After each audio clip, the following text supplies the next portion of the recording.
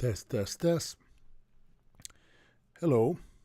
We have one viewer already. Francis Prou du Québec. Ready en tabarnak, he's saying, which means ready in tabarnak. We have another live stream here called Antoine Anonymous every Friday night.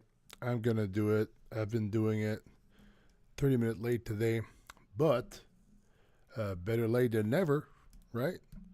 I was building something outside, came back, and then time flew by. I was like, oh shit, I gotta get on the live stream. Well, here I am. And I am waiting after some food. Ordered some Jamaican food. Should be here in 30 minutes. So I got 30 minutes to talk about addiction and recovery. So anybody who has questions, they can answer them here. If you need some support, this is what his stream is for. So Francis Prou, if you're struggling with something, now's the time. If you got any questions about my recovery, about your own struggles, this is the place to do that. I don't know if you were there at the other ones, I'm not sure. But this is what this stream is for.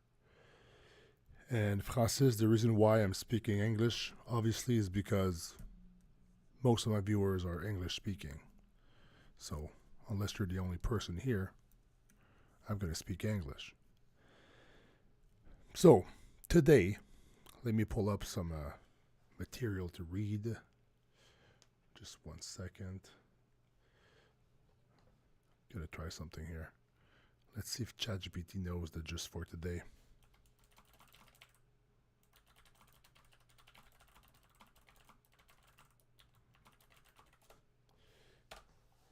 All right. I'm curious.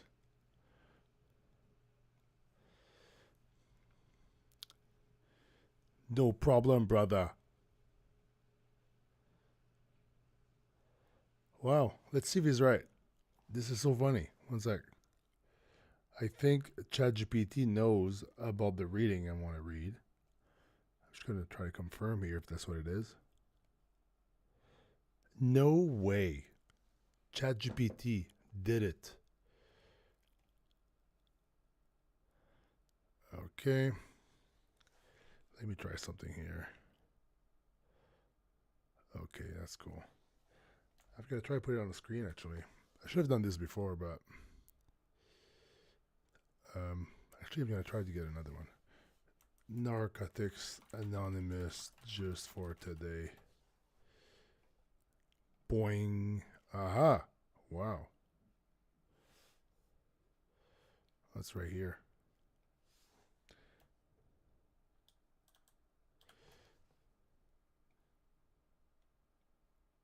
Okay. I'm going to try this. Thanks for being patient, guys. Hi, I'm Michael Barber. Welcome back, I think. You were there last time, right? We're going to do a little... Okay, 1 sec. Gotta add an image. Create new. Just for today. Bear with me, guys. It's going to take 1 second. Boing, boing. Ah. So this is what I want to do today. I think I should do this almost every time. We're going to talk about that. Poof. You guys see this, I'm sure? Right? Okay. All right. I'm going to read that. Let's see the comments first. Antoine, it's a random question, but I'm trying to get my teeth movie star white. My teeth, actually, this is also related to my addictions past. My teeth were all messed up. I grinded my teeth. My teeth looked like this before, close to that, and then I grinded them up because bruxism, they call it. You know, you're fucking wired as fuck. And then I grinded my teeth I lost some teeth size because I grinded them up from my drug use. And then after the drug use was done, what I did, I was like, you know what? I'm going to make amends with myself and fix my teeth. So these are like crowns. That's what I did. So yeah, that's what I did.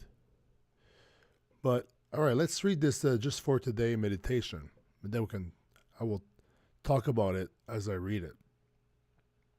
Okay. It cost me a lot of money, obviously. I don't know exactly what the price was. Over like I think it was over $20,000, and I didn't pay one shot. It was like I did a little bit of time. June. So what just for today is actually, for those who don't know. So NA, which is a 12-step program called Narcotics Anonymous, which is based off the 12-step program of AA.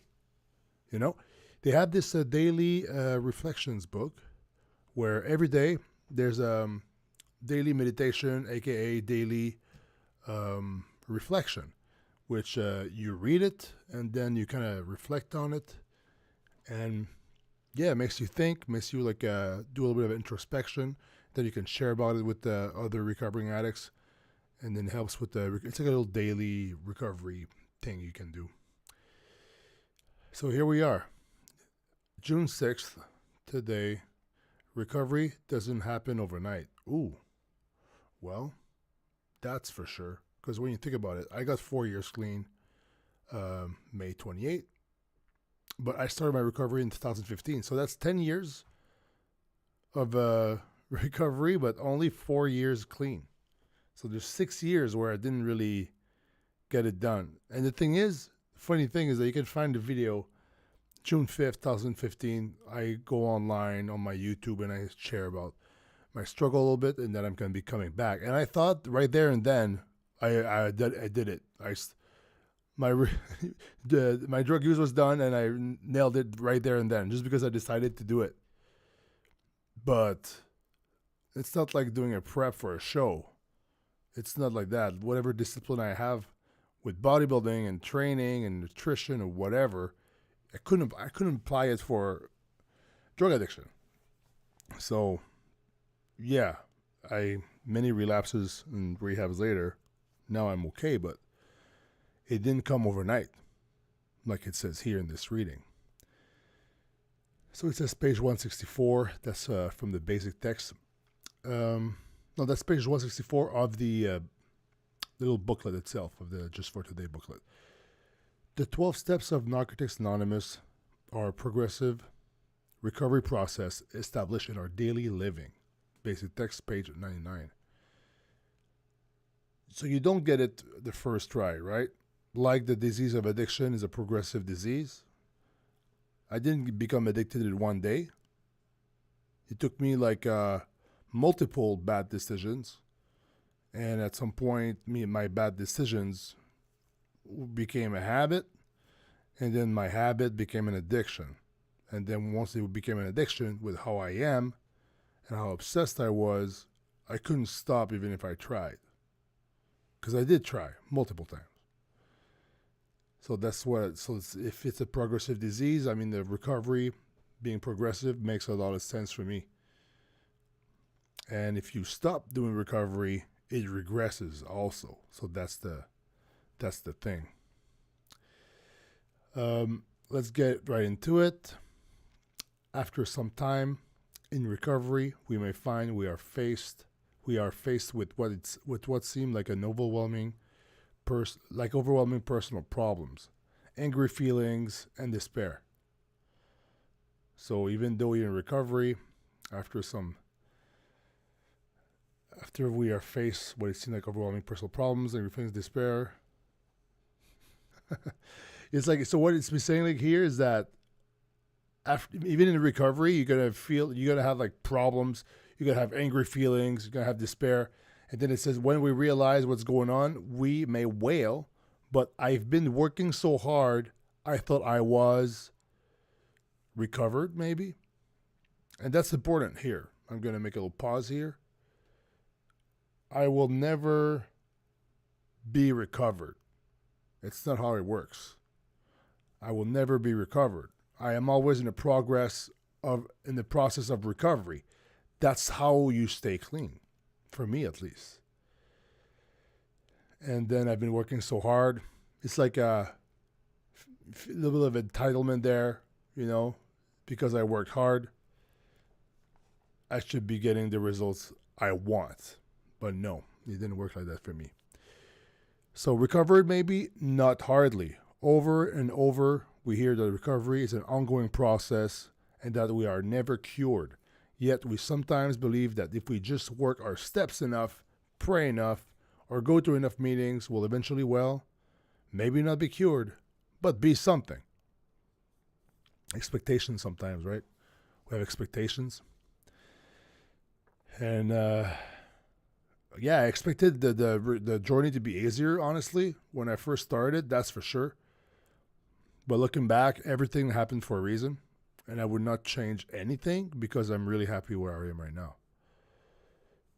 But yeah, I'll never be cured. I thought that my last relapse, I started with like drinking and things like that. And I thought maybe I can just drink now, right? I thought maybe I was cured because it's been so long. It wasn't my drug of choice. But it didn't work. It didn't work for me.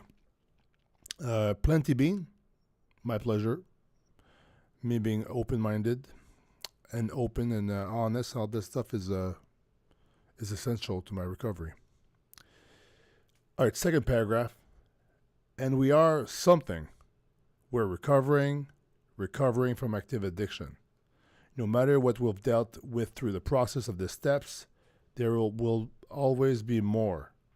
What we didn't remember or didn't think was important in our first inventory will surely present itself later on.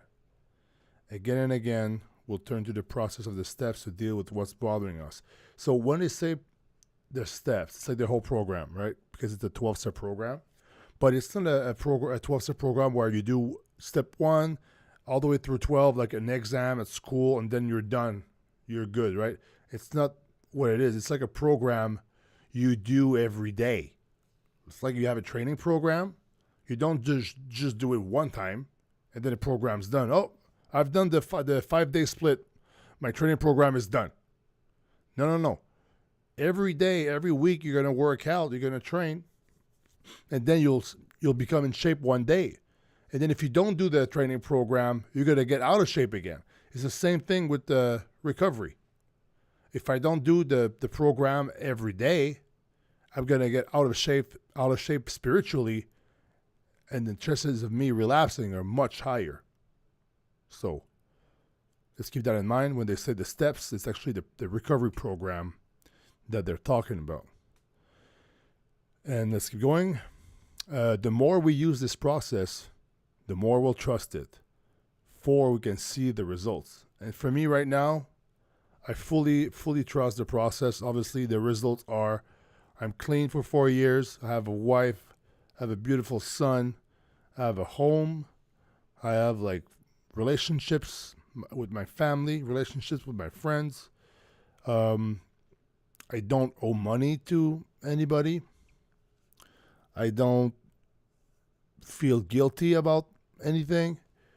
You know what I mean? It's like these are all like nice little gifts of recovery.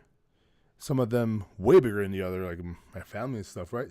But there's a lot of little things that are very, very nice, part of the results. So I'm going to reread that sentence again. The more we use this process, the more we'll trust it, and before we can see the results. Good results come with time. Not right away, though.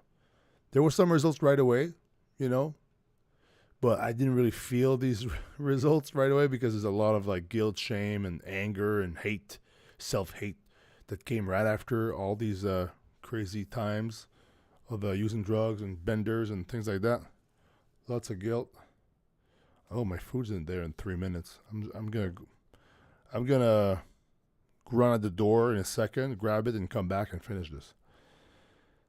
But yeah, before we can see the results, we go from anger and resentment to forgiveness, from denial to honesty and acceptance, and from pain to serenity. So in active addiction, I was resenting a lot of things. Other people, I thought they were doing this stuff to me. I was resenting myself, resenting life in general, and now, like resentment. It says that you resent. Like for example, if you're a dad, your dad wasn't there when you were a kid. You could resent your dad, but then in recovery, you're gonna go more towards forgiveness. So this can be with everyone. Anybody who wronged you in the past, next girlfriend cheated on you, and they can use that fuel to fuel the reason why you're gonna use the reason why you're doing this. Well, this is all part of resentment. So then once you start forgiving, you can live a better recovery. From denial to honesty, some people deny they have a problem. That's a bad spot to be in, and usually that spot is an active addiction. But then honesty and acceptance is more, that's more in recovery. You start recovery with that. You accept that you're messed up. You're honest with yourself. You got to be honest with yourself if you want to stay clean, get clean. And then from pain to serenity. Pain. Whoa. But pain will always be there, right? But it's how we deal with it. And with acceptance, once again, this is where you get more serenity. But at least there won't be any new pain that you're going to create from, like say me right now. The pain I'm going to feel is not going to be pain I'm going to inflict on myself from really bad decisions that I would make, like me going back out and doing drugs, for example. So I do have a serenity a little bit right now. So that's good. And then it says, recovery doesn't happen overnight, and ours will never be complete. Very important. That's very important. It doesn't happen overnight, like how you get in shape, right? You don't get in shape with just one workout. You don't get in shape with just in 1 week of training. It takes years. It takes months. And the thing is, like you'll never stop training if you want to be in shape, your recovery will never be complete. My recovery will never be complete. And I'm okay with that. I want it like that. It's going to be done when I'm dead, I guess. Right? When you think about it. But, yeah, never be complete. It's always a constant progress, constant change, constant journey. Okay. Hey, I'm going to be right back. All right? Be right back. I got to get my food. 1 second.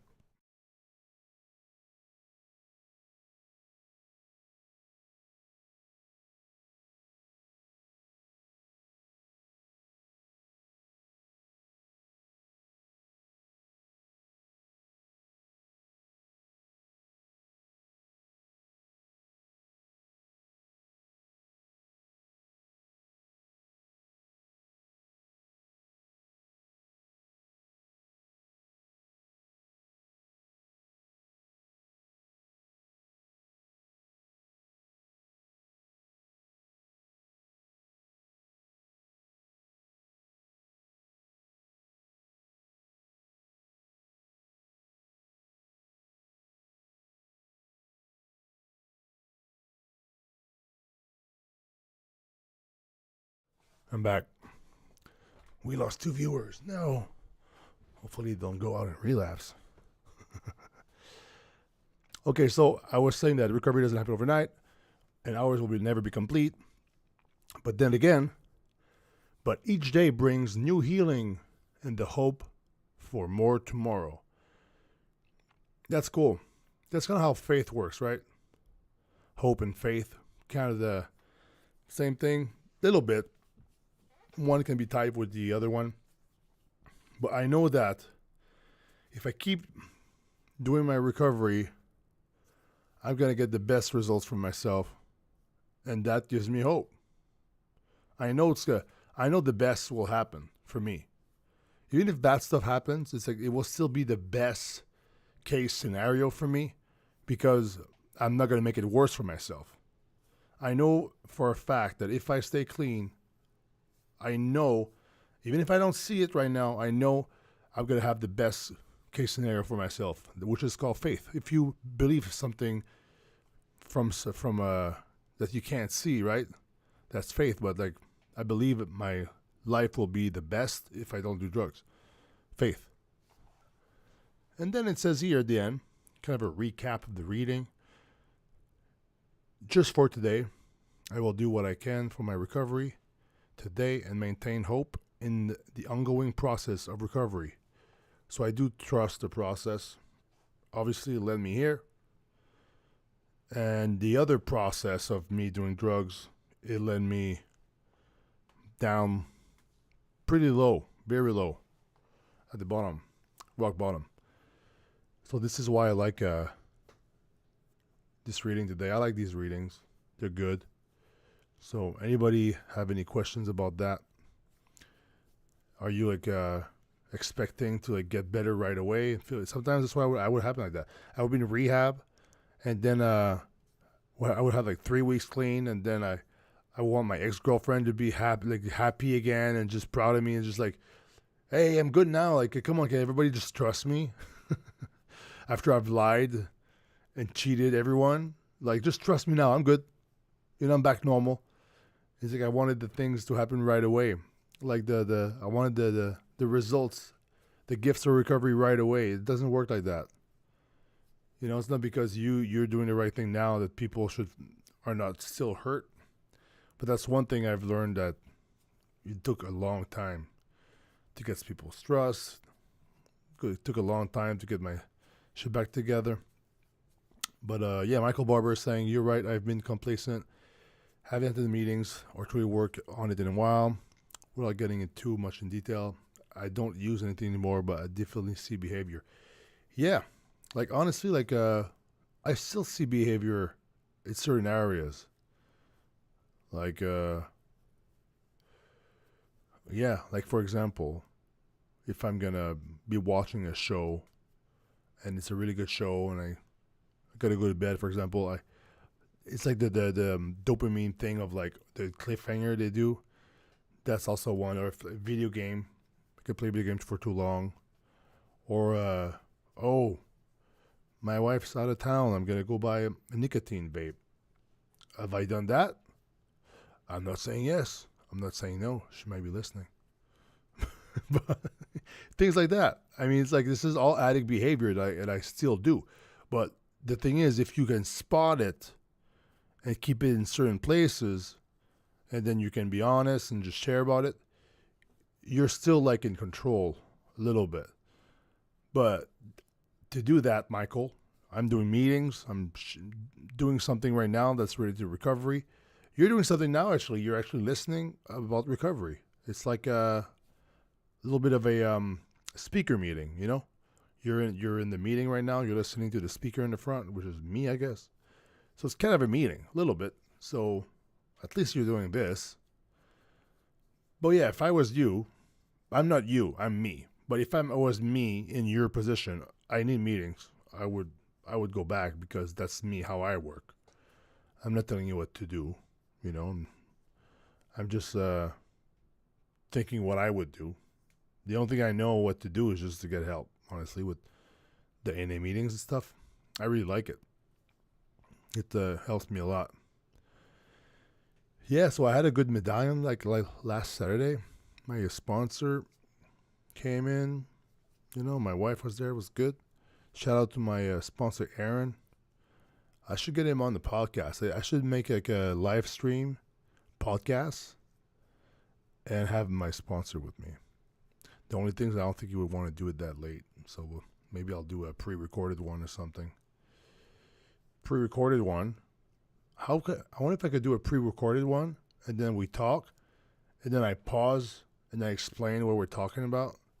So I would be commenting my own podcast. That'd be kind of cool. Blondie Weapon next. Hello.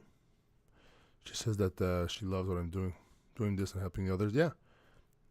I'm helping myself too.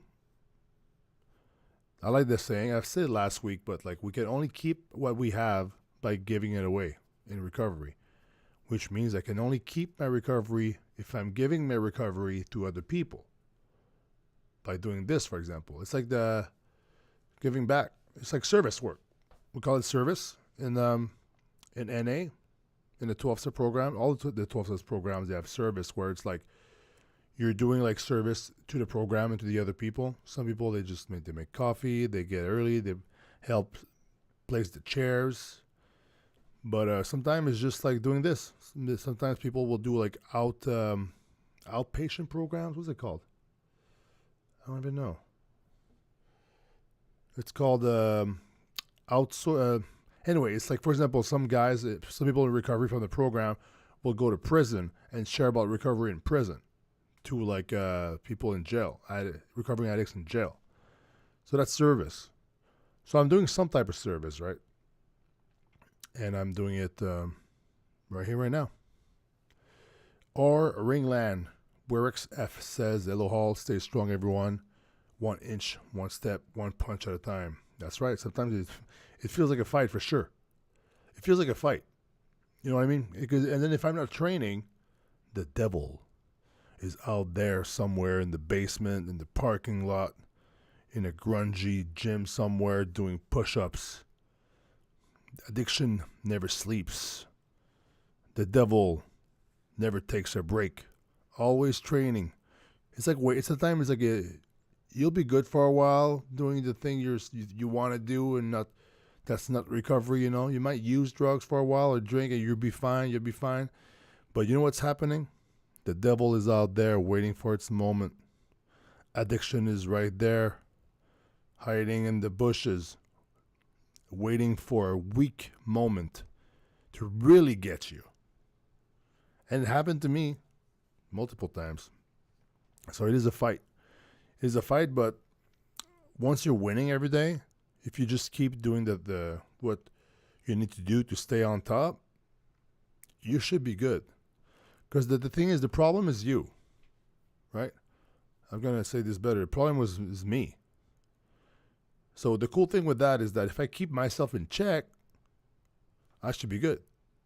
If I don't keep myself in check, if I let myself do what I want, if I don't do my recovery program, I'm going to maybe make a bad decision because I'm going to lose sight of my path, of my good path.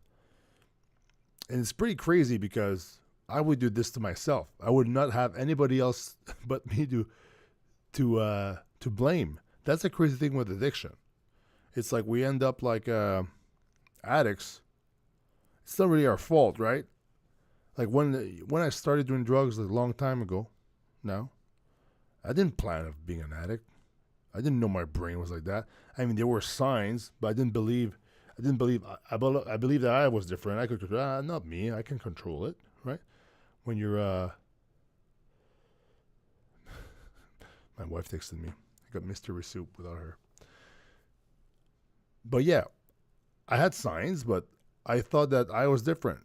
Yeah, my dad has I don't know, problems of drinking and stuff, and maybe my grandfather and a little bit in the family, different things, Not as bad as me though, but yeah, and the way I was impulsive and obsessive and compulsive with some stuff. Yeah, there were signs, but the thing, like when you're 20 years old,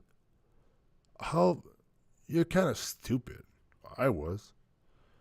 So I made some decisions, and then when it was time to like, okay, I'm gonna stop now. That I've done drugs for 5 years, and then I was addicted. I was, oh shit, I'm addicted now. I remember I had this one crazy dream. It was so crazy. Obviously, there was substances involved.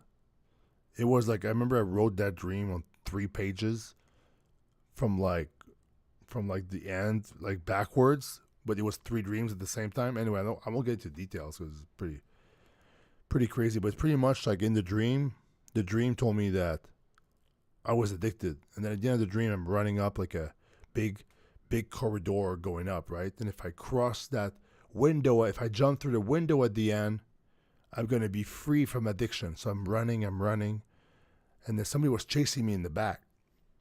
I'm running up, and then it's kind of the walls are kind of closing against me, and I'm running, and then I see the window, and I try to jump through the window, and then boom, I hit the glass, and then fall back on my butt, and then I feel the devil closing behind me, getting closer, and then it was a voice that said, "You will never escape the catacombs of hell."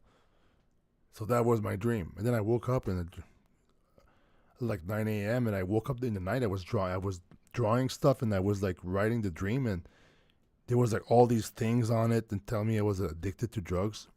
And then I was like, oh shit. I kind of brushed it off, but like looking back, I remember that dream forever. Looking back, it's like my subconscious telling me like, yep, you're fucked. I mean, it was the devil telling me I was fucked too. But however it was, by then, me trying to stop, I could have not stopped. And then 2 years later, I tried to stop, for forever. It didn't work. It was too late. So